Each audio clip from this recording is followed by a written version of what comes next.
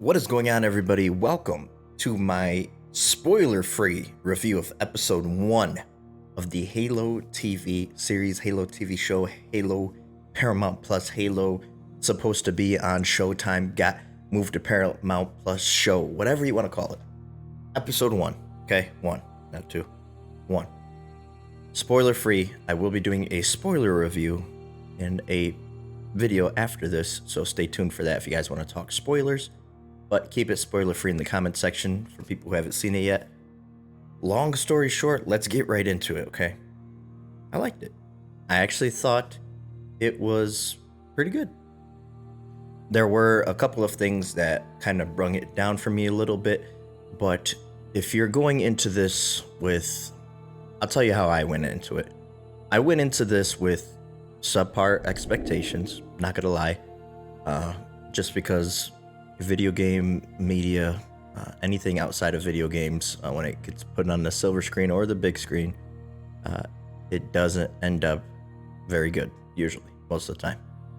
There are a few outliers, but yeah, I had extremely low expectations for the show, and I was left pleasantly surprised after episode 1.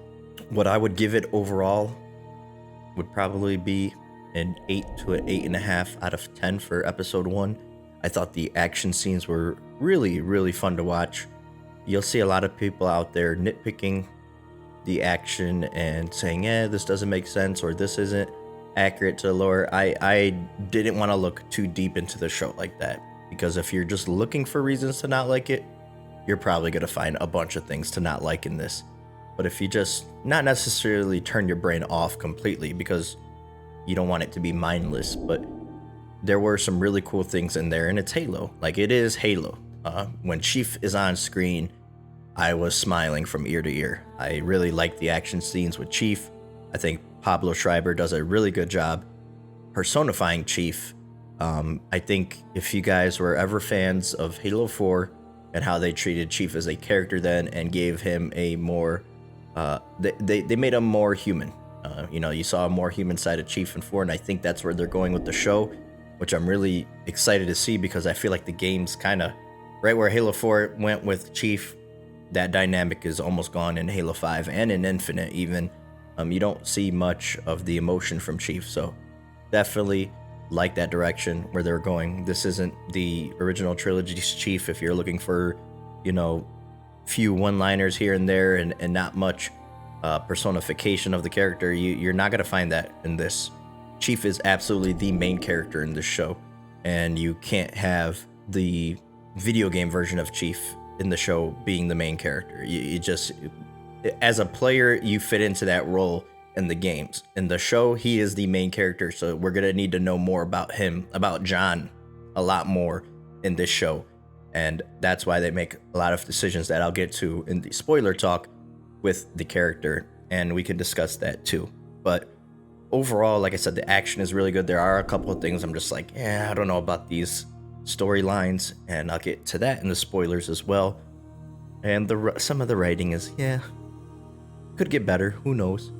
But overall, I watched the episode twice, and I was left pretty satisfied. There are definitely some callbacks to the game, so, that whole thing about them not paying attention to the games, I don't think that's true at all.